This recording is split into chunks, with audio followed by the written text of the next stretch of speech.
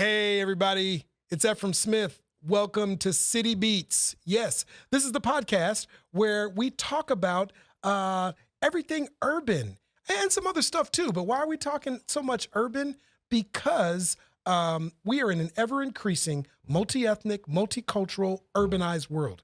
I think by 2050, like the majority of people on this planet will live in cities, in metropolitan areas. So for people of faith like me, pastors like me, it's important to learn how to engage the city, engage the subcultures of what is urban, which includes diversity, and how we live as agents of transformation and empowerment in the midst of that. And so, hey, you can check us out on YouTube. So go ahead and subscribe to the YouTube channel of City Beats. Also, Apple Podcast, you can listen and check us out. So tell your friends, tell your family, tell people you don't like that you hope they would change. Maybe they'll change by listening, watching this. All right, so City Beats. And my guest today is one of my favorite theologians, scholar, more of a New Testament guy, right? And so I want to welcome to City Beats, Dr. David Nystrom of Western Seminary. Thanks, Efrem. I'm happy to be here. You know what I like about you is that your voice is like it's just very warm and easy to listen to. And I'm not going to say any names. I don't want to pick up, but I mean, you know, the professors get like just a tough rap, you know, around like, oh my gosh, I fell asleep in that class. I've fallen asleep in class, so yeah, that's right. Yeah, but I have so enjoyed. I mean, you make theology, which I might not be the right person to say this because outside of being a comic book nerd and a superhero movie nerd, I'm also a theology nerd. So maybe you know, I love it so much that I'm saying something that's not broadly representative, but I love the way that you bring theology out of the ivory tower, out of simply academia, and you bring it on the ground to the local church. And our folks at Bayside Midtown just love you and appreciate you every time you're here. Yeah. So. Well, it's a privilege to be here, and yeah, I think.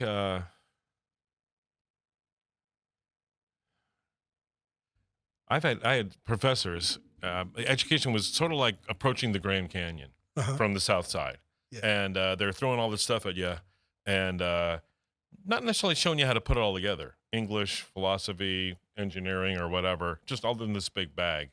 And then they you know, graduation, they leave you at the rim on the south side of the Grand Canyon and say, you know, good luck with that, you know, and you've got to figure out how to use all this stuff to build a bridge to get across, and then keep going on the other side. And so, as someone who's been a pastor and a youth pastor, it just always made sense to me to try to, you know, to be in process thinking with folks about how to take all that stuff that's in that bag that you bought at the hardware store called education, and and then think about how we put it all together, and how do we put it all together for an ever-changing environment on the other side. So education is it's like a bunch of stuff at the hardware store. You got to figure out how best to put it together for you in whatever new environment you're in. See, that's a great analogy, because you're like the guy at Home Depot or Lowe's that makes me feel like I can actually buy this and go put it together at home. At least he leads me to believe that, and then I take it home and I call somebody to install it. Yeah, that's me too. So yeah, you're the cool guy, the cool sister at Home Depot. That's what I appreciate about you. Now you're going to be.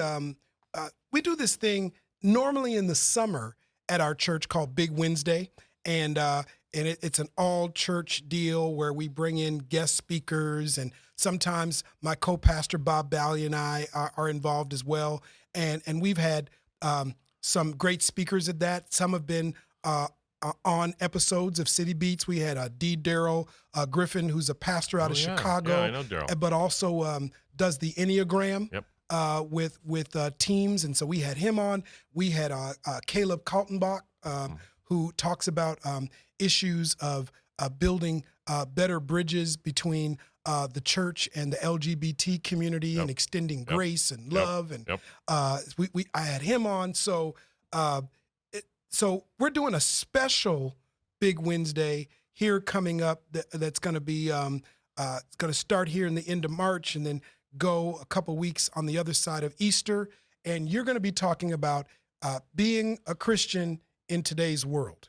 Yeah, how do we live Christianly in today's world? Yeah. So for those of you that are part of Bayside Midtown Church, there's going to be information coming out that that you're going to get a chance to register for this. And for those of you that are listening and watching and you're not a part of Bayside Midtown Church, but after this episode, you're going to want to sign up for this. Hey, you can follow Bayside Midtown Church on our Facebook page. We have a YouTube channel. We have a website.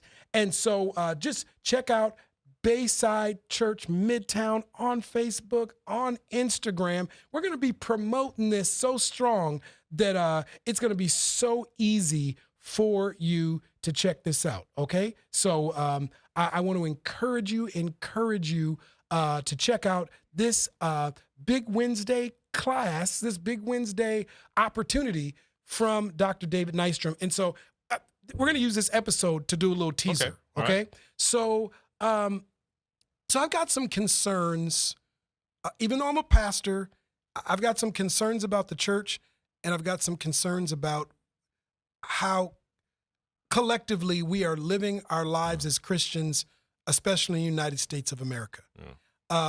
It feels like that the church, Christianity, is so tied in to the systems, structures, ideologies of this world, of this nation, that sometimes it's confusing to understand, is being a Christian and being a good American the same thing? Is being a Christian and being a committed Republican the same thing? Is being a Christian and just, understanding the Constitution really, really well, or being more progressive and more liberal in your thoughts and ideology? I keep thinking that being a Christian is like something otherworldly, something beyond here, beyond this earthly realm. But it feels like Christianity is I'll just start by asking you this question. Is the Christianity that we see in a dominant way in the United States too held captive to the institutions, structures, ideologies of this world? I think it's a great question, and it's one that we ought to ask because it's biblical to ask that question. How so? Well, so Paul, first chapter of Philippians, verses 9 and 10, he says, "It's my prayer that your love may abound more and more." I think it's really interesting. Your love may abound more and more, not your smarty pantsness, not your, skill at this or that, but that your love may abound more and more in all knowledge. So that's just the data, but also discernment, right? And we've all seen, like, professors are famous for this, for like knowing lots of stuff, but not having any clue when it's appropriate to say this or that. So love abound more and more in all knowledge and all discernment. And then so that you may, and it's a present active participle in Greek, ta diapheronta. Say that word one more time. I just like the way it sounded. Ta. Okay. So the old RSV says that you may approve what is excellent, which is a way of not being clear. So what it really means is, so my prayer that your love may abound more and more in all knowledge and all discernment, so that you might, and then it's do the things that really matter. So it ends with this seriously practical end. What really matters? What ought I be committed to? What ought I throw all of my resources at? What ought I to do even when I'm dead tired and I want to fall down on the couch and go to sleep? What ought I do when I'm ready to give up but no, I can't? So that's what we do. But leading up to that is love abound more and more in knowledge and discernment, which means we ought to be, as Christians, thoughtful about our commitments and be able and to reevaluate them, because I'm pretty sure I'm right. Like when I make a decision, I almost never say I think this is the wrong decision, but I'm going to do it anyway. I do that sometimes with financial things, probably. Yeah. but I'm using this credit card anyway. yeah, I'm going to use a credit card. But we don't normally think that way about cultural decisions. So there's a kind of godly agnosticism that we ought to employ as Christians. Based, I'm going to base that on that passage from Philippians 1. You know, we want to make sure that it's our love that is flowing from us, not something else, our certainty that we're right or whatever, but it's suffused with knowledge and discernment. So that means we need to be thoughtful about these very questions and introspective. Wow. Okay, I'm making these commitments, or I'm saying these things, or I believe X or Y. How much of that really is the gospel and the kingdom, and how much of that is, what it means to live in this world? And it isn't even so much this country, although there's a peculiar set. Every country has them, of features, but we're living in a cultural moment where we are told you deserve whatever you want. You know, I needed to get a new phone maybe 8 years ago. Went to I guess I shouldn't say the name of the company, but in the mall, and approached the counter, and the young man there didn't even ask me what I wanted. He just looked at me and said, "Here's the phone you want." And he said this and that and this. And he said, it's faster than the Starship Enterprise. And I said, well, I don't want fast. He goes, what do you mean you don't want fast? Of course you want fast. I said, no, I don't want fast. And he leaned over and said, listen, not only do you want fast, you deserve it. And I thought, how does he? So I'm saying that for me was a snapshot. Yeah. So when that is in our ear all the time, this is what Paul said, Romans 12 too, don't be conformed any longer to the pattern of this world. So default is you're being conformed. Yeah. Whatever country you live in, whatever culture it is, it's shaping you. So we are constantly being shaped. And the question is, how self-aware are we about the degree to which we're living the gospel or living something else? Yeah, I think that's the first thing that regardless of what nation you live in on this planet, that Christians have to be aware of, is the ways in which this world turns up the volume on what do you desire? What do you want? Yeah. What would make you feel good? Right. What do you need right now? You deserve this. Yeah. And that volume is turned up so loud that you can be Christian and have a bunch of things that you do that reminds you that you feel connected to being Christian, whether that's I have a Bible and I did a devotion today, or I prayed today before I ate lunch, or I went to church, whether that right now in this season, that's virtually, I went to church, or, that I went to church because I have a right to go to church and not wear a mask, so I did it. So you can check off all of this stuff, but still have the essence of what it means to be Christian drowned out by this loud, continuous, you deserve it. Shouldn't you do that? Don't you want that? And obviously, as you just pointed out, I mean, our contemporary culture, the mechanics of it and the ecology is just, it's the highest volume it's ever been. Mm-hmm. And so that just means, it seems to me, if we're going to be biblical people, we need to be even more aware of that shaping, that is trying to shape us all the time. And so how do we keep ourselves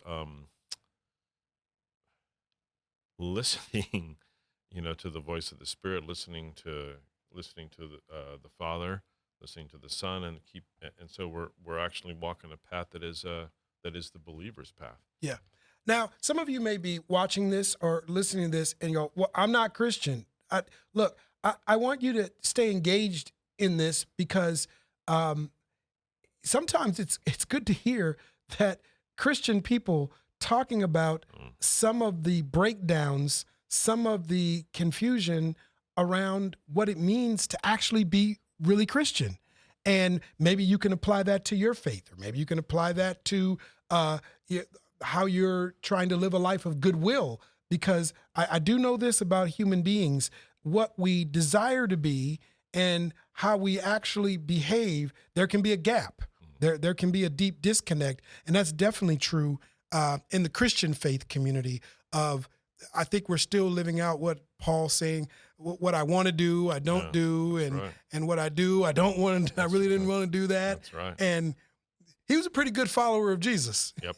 So if he had this issue, he had that issue, then I think it's best for all of us who consider ourselves Christian to, like you said, ask the right questions, to kind of reflect deeply. Am I even at the right starting point? Like what you heard me share at the beginning of this episode of, I'm concerned that the mission of the church, that the Christian life is too captive, or it's being drowned out by the institutions, the ideologies, the systems, the structures of this world. That could be the United States, because that's where we live, but this could play itself out for Christians no matter where they live: Canada, China, wherever, or any time. And I think it was Pope Innocent the Third, 1214 maybe, who said, dude, no, he didn't say that. He said, but the Latin is Ecclesia semper reformanda. I mean, the church is always in need of reform,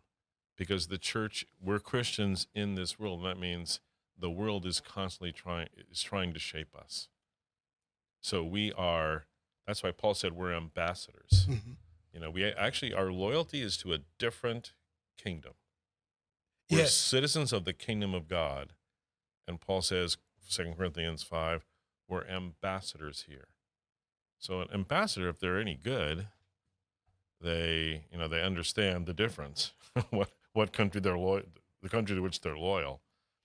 But they also ought to understand the culture in which they're living and have affection for its people. And so that, I think, that's circling back to your love may abound more and more. But then understand the culture. That's part of this. That's the, in all knowledge and all discernment. Yeah. And that's like Paul in the book of Acts. I can't remember if that's chapter 16 or 17, somewhere in there, where he goes to Athens. And at first, he looks at all that's going on in the culture and the subcultures there, and he's grieved, he's bothered, he's angry by it.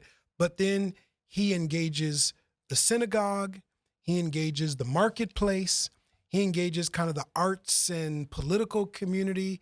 And actually, in sharing the good news of the gospel, he also quotes a poet. He quotes, what we would call a quote unquote a pagan. Yeah. And is effective. So he was able to stay rooted in his convictions, but also have a sensitivity to and an engagement with the culture, where it feels like today there's a segment of Christians that look at the culture or cultures and draw a line in the sand, and they're actually at war with the culture instead of engaging the culture in their faith. Yeah, that's why I said, an ambassador, I think, if they're any good, not just live in a different culture and understand it, but they ought to have affection for the folks there. Even if there are aspects of, as an American Christian, there are going to be aspects of American culture that are bothersome. But I think we should say, what should we expect? The political order is not the kingdom of God. It just isn't. Yeah. And that is, this is something that maybe the greatest Christian thinker after the New Testament, St. Augustine, came to this conclusion. It's got, the political order has a different purpose. It has a different end, a different telos, a different goal.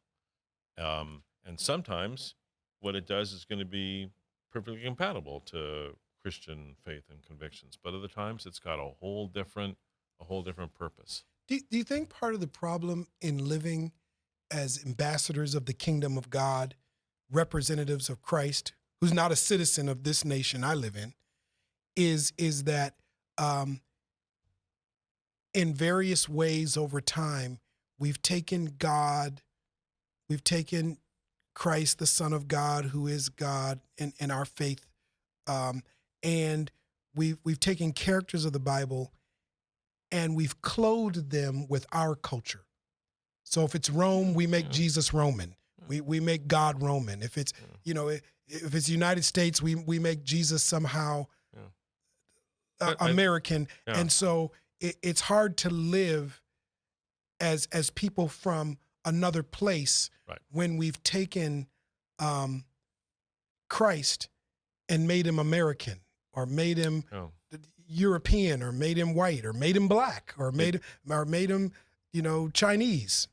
Yeah, it's I think pretty close to impossible not to do that to some degree, because we use our own experience base. But another resource for thinking about this is 2,000 years of history of the church interacting with a culture. I mean, a dominant culture, a powerful culture.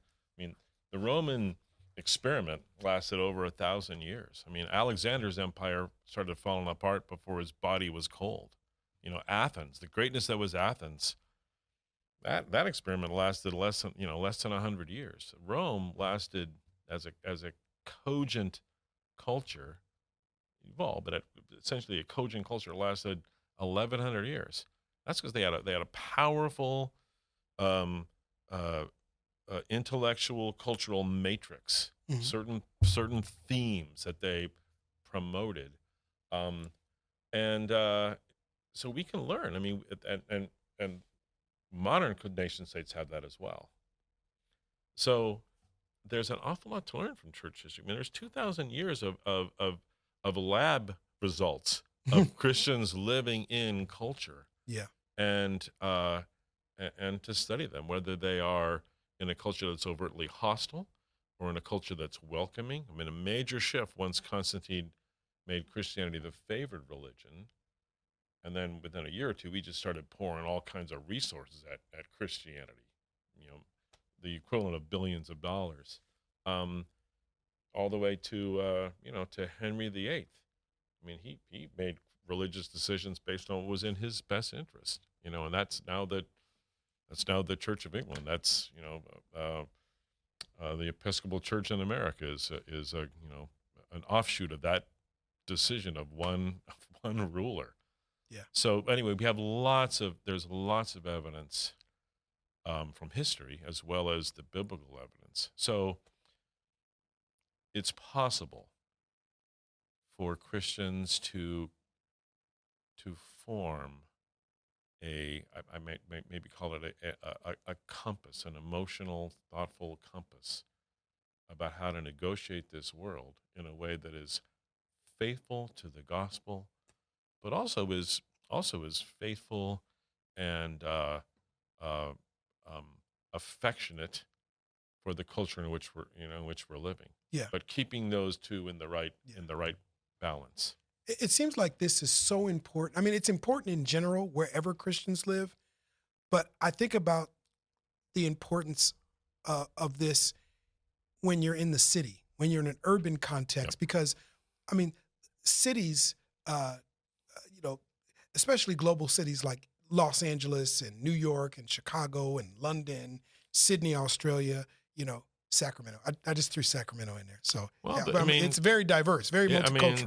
I mean, the neighborhood between here and, just driving just straight north on 22nd, as far as the, across town, that's a micro. I mean, I've lived in Chicago for a long time. That's a microcosm of a Chicago neighborhood. So it's not goofy to say Sacramento is a. I mean, and I just think how diverse the church staff I'm on. Yeah. I mean, African American, biracial, Hmong, Southeast Asian, Mexican, Armenian, Ukrainian. So my sister Irene's in here in the background, so I had to throw my Ukrainian soul sister in there. So hopefully she appreciated that. And we'll be on one of these episodes to talk about her journey. But I mean, I just go, there's so many cultures represented on our staff, but then I think about just all of the various cultures and subcultures within those cultures represented in the city. It's so important if you're going to be effective in participating in life transformation, empowerment, being a vehicle of the good news of the gospel in a multicultural, multi-ethnic, urban mission field, to be able to not be held captive by cultures, to engage cultures with love. I love that, how we started this, where you went right to that issue of affection and of love, because that's how we live as citizens of the kingdom. I mean, am I right on you're this? right. I mean, I think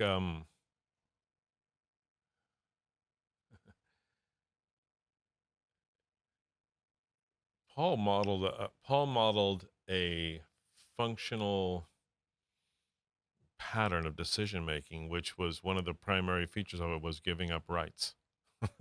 Yes. Yes, he would talk about how, he's a rabbi of rabbis. He's a Roman citizen, but yet he kind of put those privileges down. I will give up rights for something greater than my rights, for the cause of the gospel. I'll do whatever it takes. So that's to the weak, to the strong. When I'm around Greeks, I'll be as Greek as I possibly can be. So he is a person of priority, and his personal rights, I barely make the list. I mean, they're way down if they're on it at all. So, and he will, just incredible language.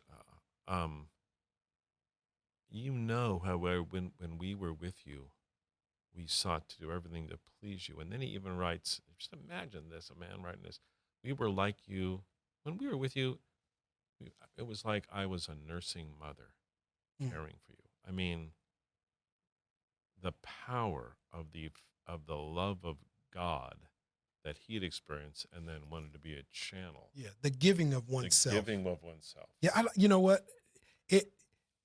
I've made this mistake too many times of seeing the ways in which in the New Testament there's language from a male that transcends the rigid identification, at least rigid in terms of in comparison to the message that's being presented. This gospel message being for male and female, slave and free, Jew and Gentile. But that these images of a nursing mother, of the depth to which we give of ourselves for the growth, for the development, for the spiritual regeneration of another. Yeah.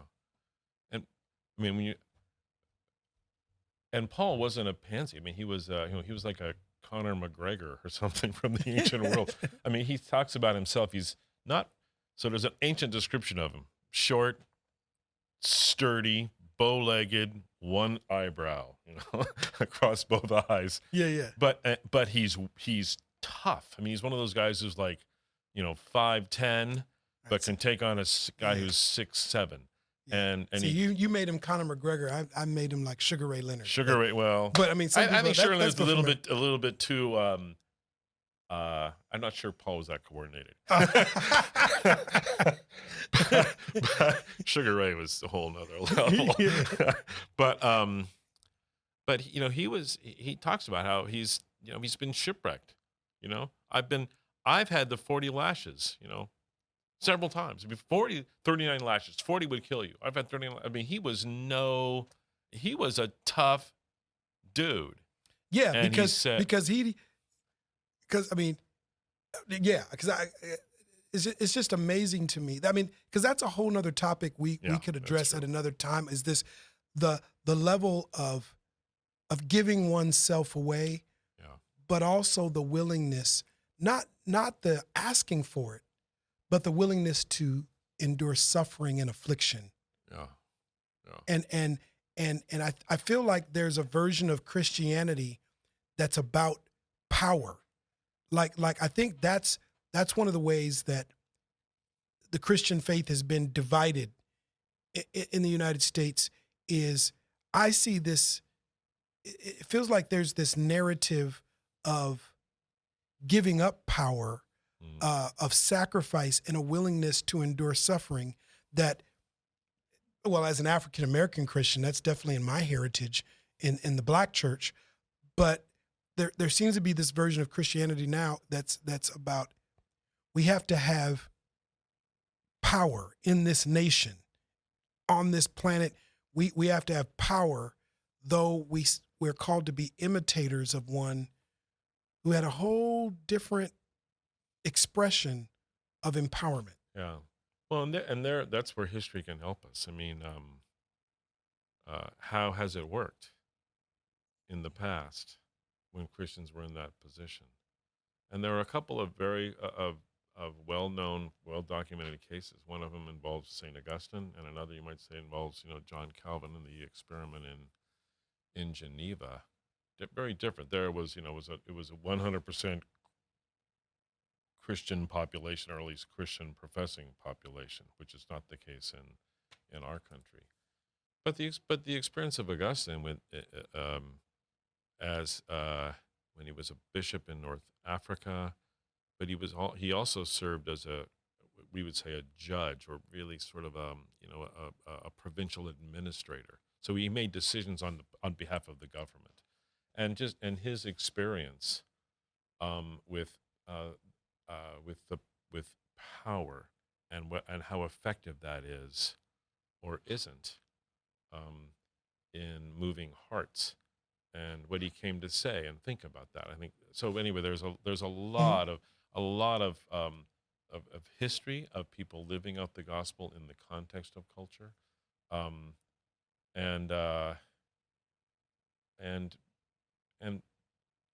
it's usually best when people are self-aware and somewhat questioning how is this working?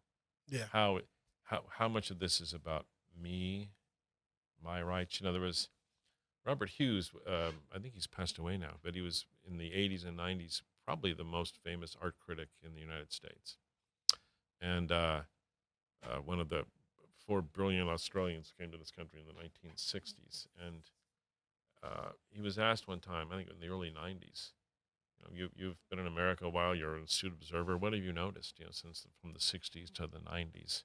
And without a second hesitation, he said, Americans today are all about their rights and are seeming to forget their responsibilities to one another. As an observer.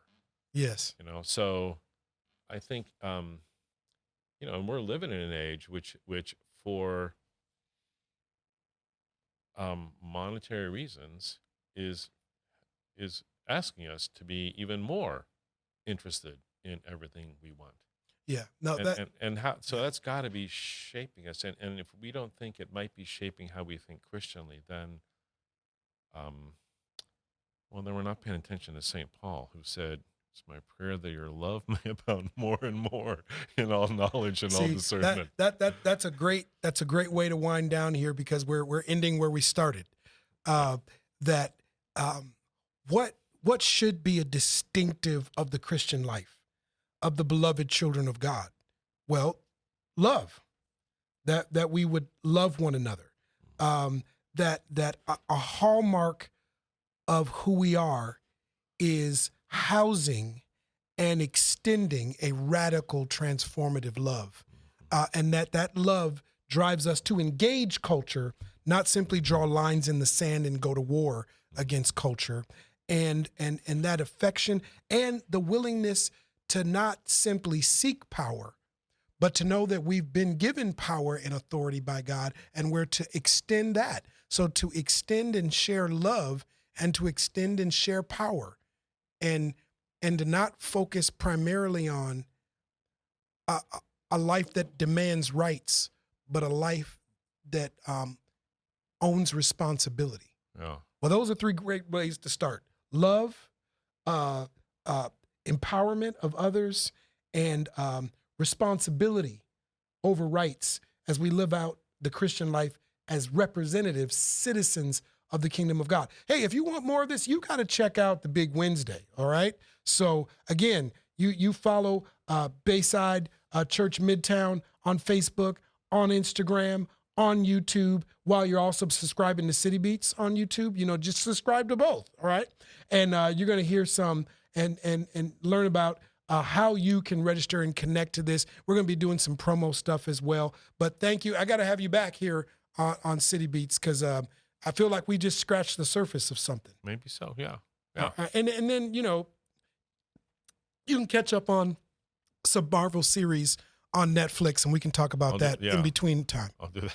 I have my homework. I have homework to do. So we'll be able to talk WandaVision on the next episode. All right. Thank you for being with us here on City Beats, and please keep telling people, keep helping us get the word out through our YouTube channel and our Apple podcast. God bless you, and I hope that you'll keep watching and listening.